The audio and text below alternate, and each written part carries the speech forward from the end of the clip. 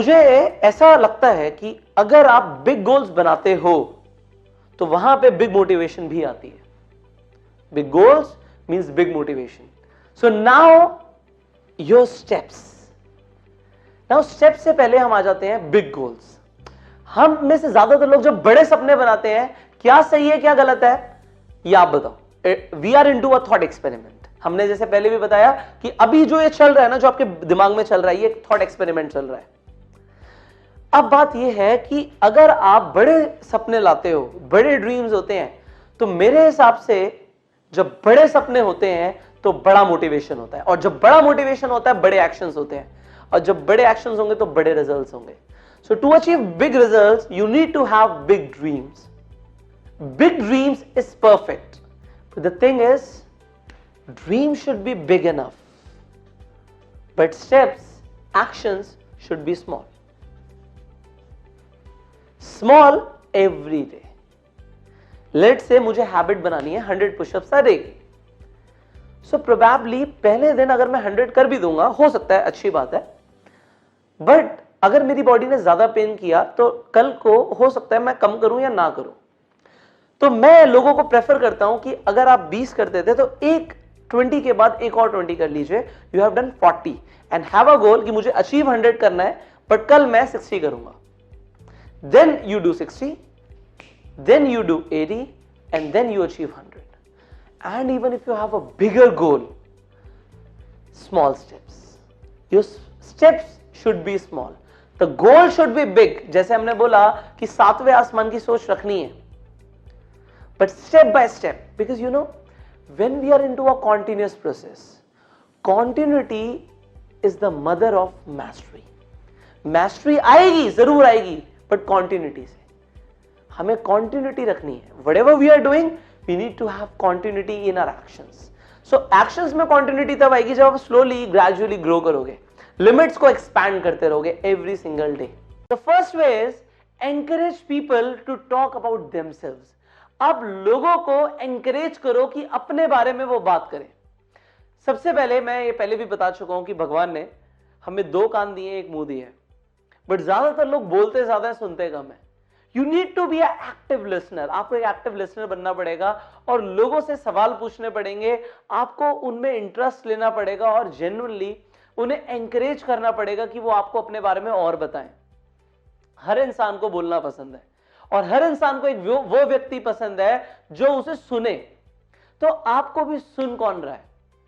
आप जब लोगों से बात करो तो आप ऐसे बन जाइए कि आप सिर्फ सामने वाले को सुने और एंकरेज करें कि तुम बोलो. जितना सामने वाला बोलेगा उतना वो आपको पसंद करेगा. अच्छा, आप ध्यान से सोचो, आपको कौन सा इंसान सबसे ज्यादा पसंद है? कौन आपका बेस्ट फ्रेंड है? आपका बेस्ट फ्रेंड जरूर वो होगा जो आपको सुनता है, पेशेंटली सुनता है. ये सुनना बहुत बड़ी कला है. ये कला आप अब अपना सकते हैं और लोगों को एंकरेज कर सकते हैं कि वो अपने बारे में आपको बताएं. लोगों को बस एंकरेज करो कि वो बस बोलते रहे, आप सुनते रहो, and you will find that people will love you. Pay them compliments. हर इंसान को अपनी तारीफ सुनना पसंद है. आप किसी पार्टी में जाते हैं, फंक्शन में जाते हैं, क्यों इतना ज्यादा तैयार होते हैं? क्योंकि आपको अच्छा लगता है कि लोग, कोई ना कोई मुझे देखेगा और कोई ना कोई बोलेगा कि आज आप बहुत अच्छे लग रहे हो. हम सब अपने बेस्ट पॉसिबल आउटफिट में जाते हैं. द रीजन, बिकॉज हम चाहते हैं लोग हमें कॉम्प्लीमेंट्स दें. ह्यूमन बींग्स को बहुत अच्छा लगता है कॉम्प्लीमेंट सुनना, बहुत अच्छा लगता है कि कोई उनकी तारीफ करे. जब आपको मैंने ये बता दिया, ये साइकोलॉजिकल टिप मैंने आपको बता दी कि लोगों को पसंद है कि आप उनकी तारीफ करो, तो करो ना, जी भरकर तारीफ करो. जो चीज सामने वाले के अंदर अच्छी लग रही है आप बताओ ना, बोलो, खुलकर बोलो कि yes this is good about you. ये चीज आपके अंदर बहुत अच्छी है, आपकी ये हैबिट बहुत अच्छी है, आपकी नॉलेज बहुत अच्छी है, इतनी डीप नॉलेज इस उम्र में, excellent, amazing, whatever you like. आपको सामने वाले इंसान में क्या अच्छा लग रहा है आप बोलो, आप कॉम्प्लीमेंट दो, जेन्युइन कॉम्प्लीमेंट्स दो. आपको कुछ भी अच्छा लग रहा है, आप सामने वाले में देखो, ऑब्जर्व करो कि आपकी इंग्लिश बहुत अच्छी है, आपकी कम्युनिकेशन स्किल्स बहुत अच्छी है, आपकी सेलिंग स्किल्स बहुत अच्छी हैं, आपकी जो ये नॉलेज है प्रोबेबली ऑन एनी फील्ड, आप सामने वाले की तारीफ करो. आपकी ड्रेसिंग स्टाइल बहुत अच्छा है. आप लोगों को बोलना शुरू करोगे, वो आपको पसंद करना शुरू करेंगे, और यही तो हम चाहते हैं, लोग हमें पसंद करें. This is what we want. कि हमें समझाया जाता है हमारे घर में, स्कूल में, कॉलेज में एक्टिव इनकम कमाने के लिए. इवन चलो नौकरी मत करो, कोई छोटा मोटा काम कर लो, बट वो जो भी काम है, जो भी काम आपके घर वाले करने के लिए कहते हैं, स्कूल में कॉलेज में समझाया जाता है, उसमें कहीं ये नहीं है कि लोगों से काम करवाओ। उसमें ये होता है कि खुद से करना है। लेट से हमारे भैया यहाँ पे बहुत मेहनत कर रहे हैं, फोटोग्राफी कर रहे हैं, तो आज ये मेहनत कर रहे हैं, हो सकता है किसी की नौकरी भी ना कर रहे हो, अपनी मर्जी से फोटोग्राफी कर रहे हैं, बट है ये एक्टिव इनकम ही। ये पैसिव इनकम कब बनेगी कि भाई साहब ये जल्दी से सीख जाए, अगर मेरी ट्रेनिंग में आए हैं तो ये सीख जाए कि ये अपने साथ 2 फोटोग्राफर्स को और कैसे रखेंगे, कोई ऐसा कॉन्ट्रैक्ट कैसे पकड़ेंगे जहां पे 2 लोग काम करने जाएं और 100% ना भी मिले, 20% मिले, 30% मिले, बट खुद काम ना करना पड़े, पैसिव इनकम आए। Are you getting it? अब एग्जाम्पल के तौर पे 5 साल के बाद इन भैया बाहर वहां से साइड से फोटोग्राफी कर रहे हो और कोई बाहर आके पूछे यार ये किसका सेमिनार चल रहा है, वो कहेंगे पुष्कर राज ठाकुर का सेमिनार चल रहा है, बहुत बड़े मोटिवेशनल स्पीकर हैं, लोगों की जिंदगी बदल गई, ये बदल गई, वो बदल गई, मैं 5 साल से यहीं पे इनके लिए फोटोग्राफी कर रहा हूं। तो मुझे बड़ा बुरा लगेगा और सामने वाला कहेगा अरे 5 साल से अगर तू फोटोग्राफी ही कर रहा है तो जिंदगी तेरी कहां बदली। तो ये बोल सकते हैं भाई मैं ना हेडफोन्स लगा लेता था, उसमें गाने चलते थे, ये बोलते रहते थे, मैं सुनता ही नहीं था। बट अगर ये सुनते तो मैं 5 साल के बाद का विजन बता रहा हूं कि 5 साल के बाद पता है क्या होगा, ये बाहर खड़े होंगे, क्योंकि मेरी टीम काम कर रही है, बहुत बढ़िया स्पीकर है, पहले मैं बस एक फोटोग्राफी करता था, आज ये पूरा स्टूडियो मेरा है। तो ये पैसिव इनकम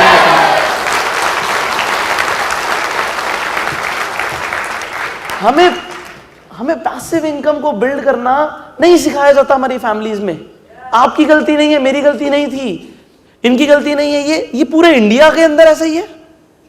पैसिव इनकम नाम ही नहीं सुना होता लोगों ने। ये होती क्या है, बस मेहनत कर पैसे कमा, मेहनत कर पैसे कमा, बस यही समझाया जाता है। अब मेहनत कर पैसे कमा का मतलब है मजदूरी करो, अब किसी भी तरीके से करो, नौकरी करके करो या सेल्फ एम्प्लॉयमेंट के थ्रू करो, बिजनेस करना नहीं सिखाया जाता। बट आज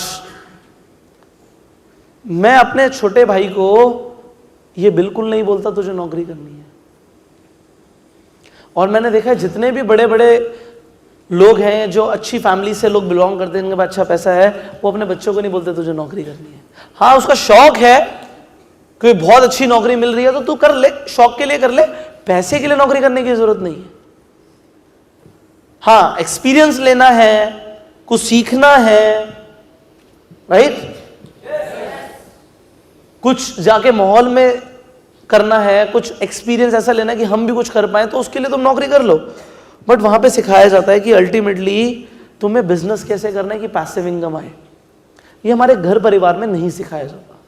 मोस्ट पीपल से love your work, love your work, जो करो उसमें खुशी मिलनी चाहिए। मैंने लोगों की ये एडवाइस मानी भी, and I started to love what I was doing.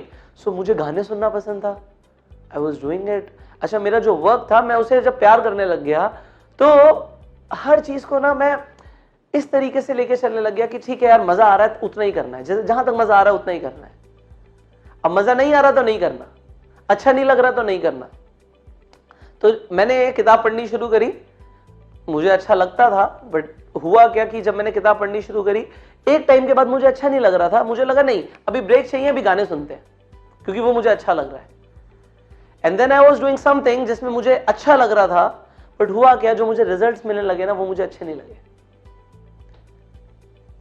अब जब मैं जो पढ़ रहा था, जो मुझे अच्छा लगता था, बट जो रिजल्ट्स मिले वो अच्छे नहीं लगे।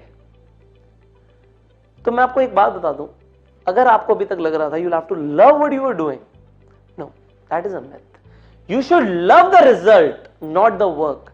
Work should be done anyway. अगर आपको लगता है कि आपको इस गोल को अचीव करने के लिए ये सब करना पड़ेगा, नॉट नेसेसरी कि आपको वो पसंद आए, नॉट नेसेसरी मुझे पसंद नहीं आ रहा बट मुझे करना है, because that should be done. आप अपने शेड्यूल में लिख लो क्योंकि ये करना है। अच्छा लगेगा नहीं लगेगा, I am not liking my work, okay, but I am liking my result. Muhammad Ali told, मुझे प्रैक्टिस करते हुए अच्छा नहीं लगता था, बट मुझे वर्ल्ड चैंपियन बनना अच्छा लगता था। एवरी मॉर्निंग जब मुझे उठ के ट्रेनिंग में जाना था, मुझे अच्छा नहीं लगता था, बट जब मुझे वो बेल्ट मिली ना वर्ल्ड चैंपियन की, मुझे अच्छा लगा। आपको क्या अच्छा लगता है, रिजल्ट या वर्क? रिजल्ट। मेरे हिसाब से, मैंने बोला it is a thought experiment, you choose. मेरे हिसाब से मुझे रिजल्ट पसंद है, वर्क तो करना है कैसे भी, अच्छा लगे ना लगे मुझे करना है। So if you are into sales और लोगों से बात करना आपको अच्छा नहीं लगता, करना पड़ेगा क्योंकि रिजल्ट नहीं मिलेगा जो आपको अच्छा लगता है। और अगर आप वो करोगे जो आपको अच्छा लगता है तो आपको वो मिलेगा जो आपको अच्छा नहीं लगता। और अगर आप वो करोगे जो आपको अच्छा नहीं लगता तो आपको वो मिलेगा जो आपको अच्छा लगता है। सुबह जल्दी उठना अच्छा नहीं लगता ना, बट अगर आप उठोगे तो आपको वो मिलेगा जो आपको अच्छा लगता है। सो ये है ना, अभी आप लिख लो, ये कोड को लिख लो पेपर पे, दिमाग में सबकॉन्शियसली लिख लो। अगर मैं वो करूंगा या मैं वो करूंगी जो मुझे अच्छा नहीं लगता तो मुझे वो मिलेगा जो मुझे अच्छा लगता है। Focus on result, do not love your work, love the result. The second way is, again जैसे मैंने बोला वक्त, आप लोगों को अपना वक्त दीजिए। सी, सबसे प्रीशियस गिफ्ट एक किसी इंसान को आप क्या दे सकते हैं? सबसे कीमती तोहफा। लोग आपसे एक्सपेक्ट करते हैं कि आप उन्हें तोहफा दें। मुझे लगता है सबसे इंपॉर्टेंट, सबसे वैल्यूएबल गिफ्ट है आपकी अपनी प्रेजेंस। अगर आप किसी इंसान को अपना वक्त दे रहे हो, इससे कीमती चीज आपके पास है ही नहीं। सबसे कीमती रिसोर्स आपके पास है वक्त, क्योंकि ये लिमिटेड है, ये रोज खत्म हो रहा है। पैसा बढ़ जाएगा, हर चीज बढ़ जाएगी, बट यहां पे वक्त नहीं बढ़ेगा। आम लोग अपना वक्त सेल करते हैं पैसा कमाने के लिए, बट जो खास लोग होते हैं, जो टॉप होते हैं, जो अल्ट्रा वेल्दी होते हैं, हमने अभी लास्ट एक्सपेक्टर में बात करी है वेल्थ क्रिएशन के ऊपर, वो लोग अपना वक्त नहीं बर्बाद करते। वो पैसे खर्च करते हैं वक्त खरीदने के लिए, वक्त बचाने के लिए। यहां पे आप सामने वाले को जो वक्त दे रहे हैं वो आपके लिए, बिलीव करिए, सबसे वैल्यूएबल है। और यहां पे सामने वाले को वक्त देना, उसे फील होगा कि यस, ये इंसान मुझे अपना टाइम देता है। अगर आपके रिलेशनशिप में थोड़ी सी भी अनबन हो रही है तो वहां पे ये चेक करो कि आप वक्त कितना दे रहे हो, आप टाइम कितना दे रहे हो। ज्यादातर केसेस में ऐसा होता है, लोगों की शादी हो जाती है, मैरिज हो जाती है, बट हस्बैंड वाइफ को टाइम नहीं दे रहा पूरा, या वाइफ हस्बैंड को टाइम नहीं दे रही, और चीजों में इन्वॉल्व है। यहां पे वक्त की इंपॉर्टेंस समझ के वक्त देना शुरू करो। वक्त दोगे तो सामने वाले को फील होगा यस, आई एम वैल्यूएबल, मैं वैल्यूएबल हूं, और आप अपनी सबसे ज्यादा कीमती चीज दे रहे हैं। अब आपने एक अपना मोस्ट इंपॉर्टेंट प्रोजेक्ट ले लिया कि मुझे ये करना है, मुझे ये सीखना है। आपने कहा मुझे 5 चैप्टर पढ़ने हैं। अब आपने टाइम डिसाइड कर लिया कि आधे घंटे के लिए हम बैठेंगे। आपने टाइम कम लिया है अपने हिसाब से। एग्जाम्पल के तौर पे आपको 1 घंटा लगता था 5 चैप्टर पढ़ने में, आपने सिर्फ आधा घंटा लिया। और अगर आपको आधा घंटा लगता था तो 15 मिनट ले लो। टाइम ऐसा लो जो हो सकता है आपको लगे मैं कर ही नहीं पाऊंगा, कोई इशू नहीं है। मैं वही चाहता हूं कि आप टाइम ऐसा लो कि आपको स्ट्रेस आ जाए दिमाग पे, अर्जेंसी बन जाए। अब अर्जेंसी बनाने के लिए तीसरा हम काम क्या करेंगे, हम स्टॉप वॉच लेके चलेंगे। एक फोन पे आप पहले तो फोन को एयरप्लेन मोड पे डाल देना कि कोई भी व्हाट्सएप ना आ जाए। एयरप्लेन मोड अगर आप समझते हैं, जब हम एयरप्लेन में बैठते हैं तो एक एयरप्लेन मोड एक्टिवेट कर देते हैं कि कोई भी हमारे पास फोन ना आए, कोई सिग्नल्स ना आए फोन में बेसिकली। सो आप एयरप्लेन मोड ऑन करके स्टॉप वॉच ऑन कर दीजिए और आधे घंटे के लिए क्लियरली बैठ जाइए कि मुझे पढ़ना है। आई एम टेलिंग यू, आपका कंसंट्रेशन का मसल इतना वीक है कि सिर्फ 5 मिनट के बाद आपका दिमाग डिस्ट्रैक्शन मांगेगा। जैसे एक इंसान जो नशा करता है ना, उसे नशा चाहिए होता है हर रोज, आपके दिमाग को नशा चाहिए डिस्ट्रैक्शन का। 5 मिनट फोकस करने के बाद आपका हाथ जाएगा कि मैं एक बार फोन पे देख तो लूं किसी का व्हाट्सएप पे मैसेज तो नहीं आया। एक बार कोई मुझे बुला रहा होगा, चलो कुछ नहीं तो मैं पानी की बोतल उठा के ले आता हूं।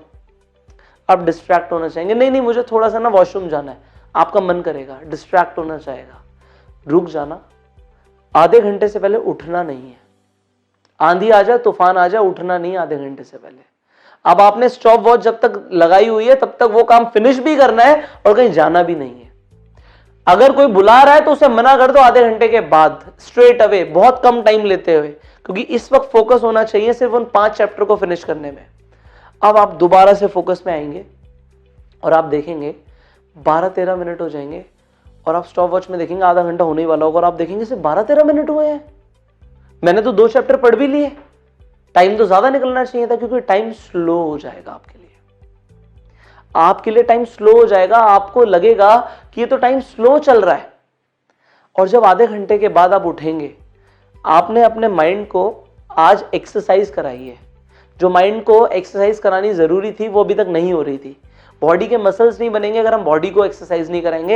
यहाँ पे माइंड डेवलप नहीं होगा। लोग कहते हैं ना हमें माइंड डेवलप करना है, पुष्कर सर कोई ऐसी टेक्निक बताओ जिससे माइंड डेवलप हो, बिल्ड हो। तो भाई आज से जैम सेशन करना शुरू कर दो, माइंड बिल्डअप होना शुरू हो जाएगा। मैं आपको यह बताना चाहता हूं अगर आप कामयाब हो ना तो वो आपके लिए सबसे बड़ी डिग्री है। डिग्री के पीछे मत भागो, कामयाबी के पीछे भागो। डिग्री के पीछे मत भागो, नॉलेज के पीछे भागो। मार्क्स के पीछे मत भागो, एक्सपीरियंस के पीछे भागो। आज बच्चे के मार्क्स आते हैं क्लास के अंदर और उससे ठीक 6 महीने पहले या 6 महीने के बाद मैं उससे पूछता हूं कि एग्जाम में तेरे ये आया था, इसमें से 4 चीजें बता दे, वो भूल जाता है। बच्चे पढ़ाई कर रहे हैं आज स्कूल में, कॉलेजेस में, स्कूल में कॉलेज में बच्चे पढ़ाई कर रहे हैं और 6 महीने के बाद उनसे पूछ लो जो तुमने पढ़ा था मुझे बता दे, आधी से ज्यादा चीजें भूल चुके होते हैं। कहते हैं रिवाइज करना पड़ेगा, रिवाइज करना पड़ेगा। ऐसा क्या फायदा रट्टा मार के एग्जाम में नंबर लाने का? जब तुम्हें प्रैक्टिकली कुछ आता ही नहीं है तो क्या फायदा? ये प्रोसेस ऑफ मैनिफेस्टेशन मुझे कॉलेज में नहीं पढ़ाया गया, ये मैंने एक्सपीरियंस किया कि ऐसे मेरे विचार परिवर्तित हो रहे हैं। मैंने परसेप्शन के बारे में कॉलेज में जो पढ़ा वो 1% था, 99% मैंने लोगों के ऊपर, आप लोगों के ऊपर मैंने जब ट्रेनिंग दी साथ में, तो मैंने देखा कि परसेप्शन को रियल में कैसे बदलते हैं।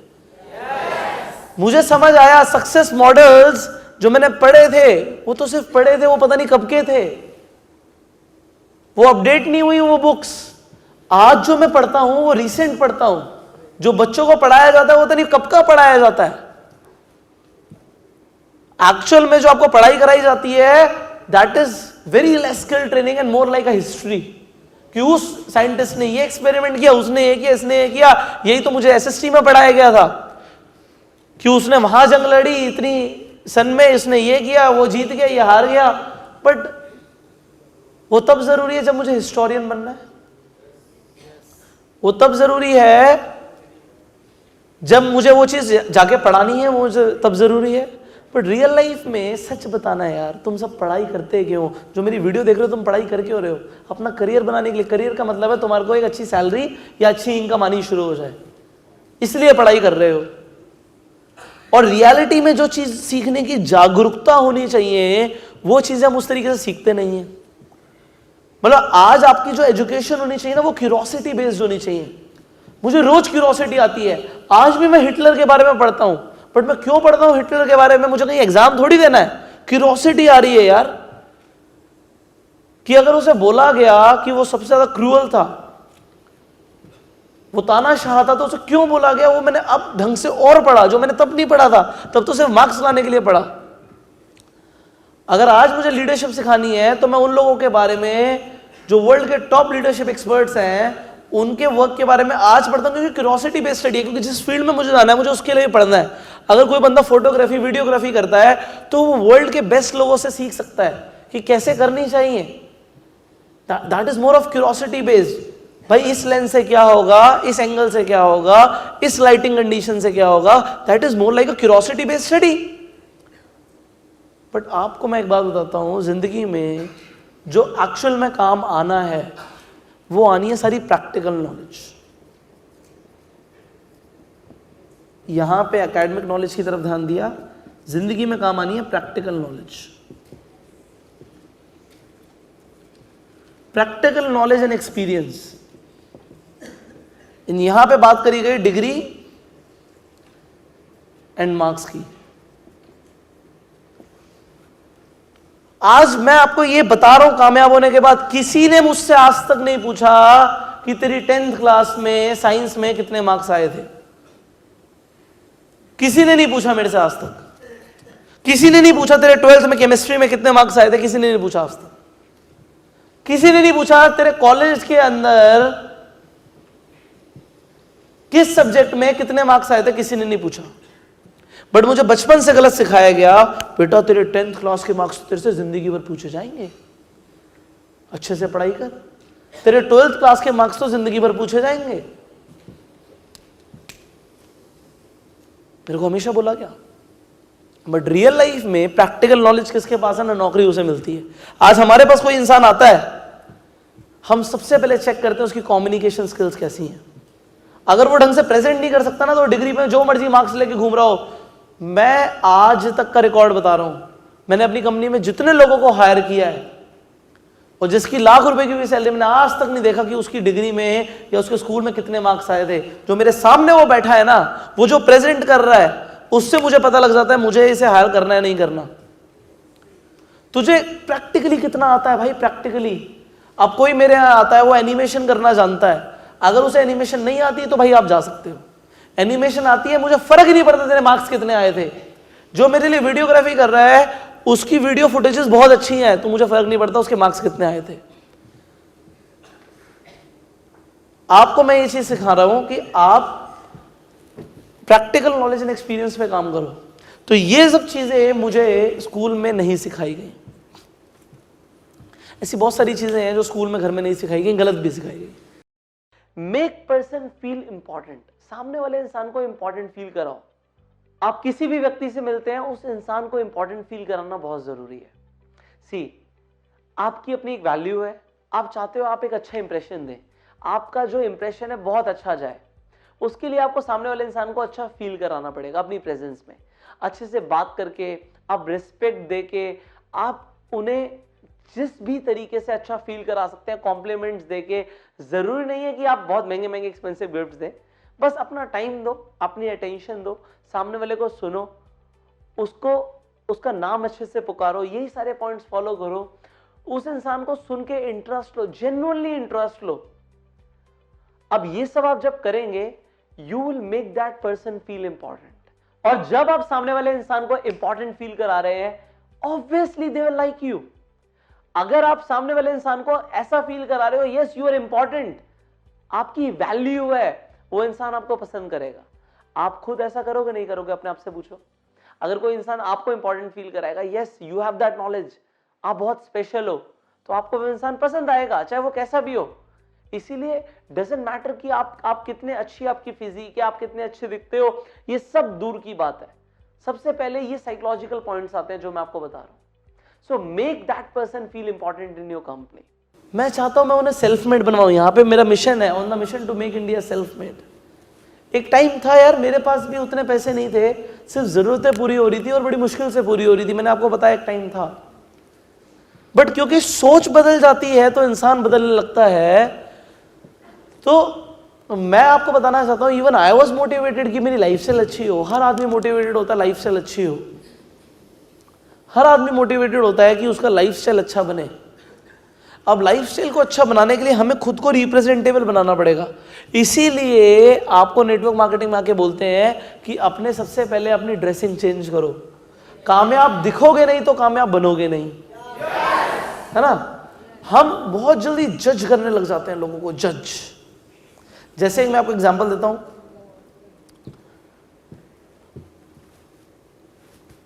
अगर एक आदमी एक बहुत महंगी गाड़ी लेके जा रहा है, मर्सिडीज लेके जा रहा है,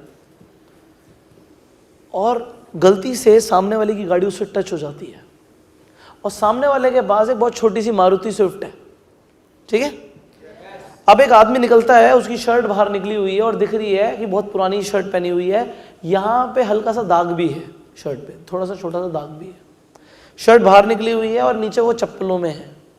वो बाहर निकलता है और गलती सामने वाले की भी होती है, और वो मर्सिडीज में था, 70 लाख रुपए की लेट से गाड़ी में था, वो बाहर निकलता है, और स्विफ्ट से जो बंदा निकलता है वो थोड़ा वेल ड्रेस्ड होता है, थोड़ा अच्छा मेंटेन बंदा होता है।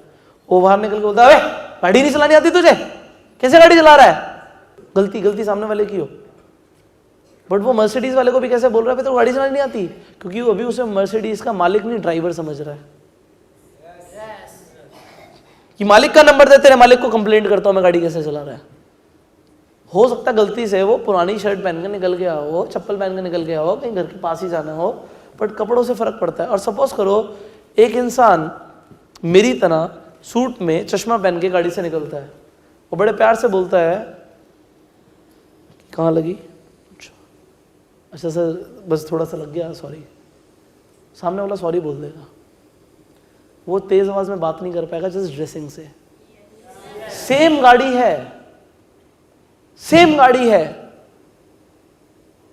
वही सेम 70 लाख की गाड़ी है, पहले एक आदमी शर्ट बाहर निकल के लेके जा रहा है, वो ड्राइवर लग रहा है उस गाड़ी का, और यहीं पे मेरे पास मर्सिडीज ना भी हो, 5 लाख की एक छोटी सी गाड़ी हो, और सामने वाले की भी बड़ी गाड़ी हो, और मैं ऐसे ड्रेसिंग से निकलूं तो सामने वाला बदतमीजी से बात नहीं करेगा, उसे लगेगा कोई बढ़िया आदमी है। ड्रेसिंग से फर्क पड़ता है, क्योंकि आपका पहला इंप्रेशन 3 सेकंड में पड़ जाता है, फर्स्ट इंप्रेशन 3 सेकंड में पड़ जाता है। जैसे आप किसी रूम के अंदर आते हो, सामने वाला जज करने लग जाता है आदमी किस लेवल का होगा, किस कैटेगरी का होगा, सिर्फ कपड़ा देख के, ड्रेसिंग सेंस देख के।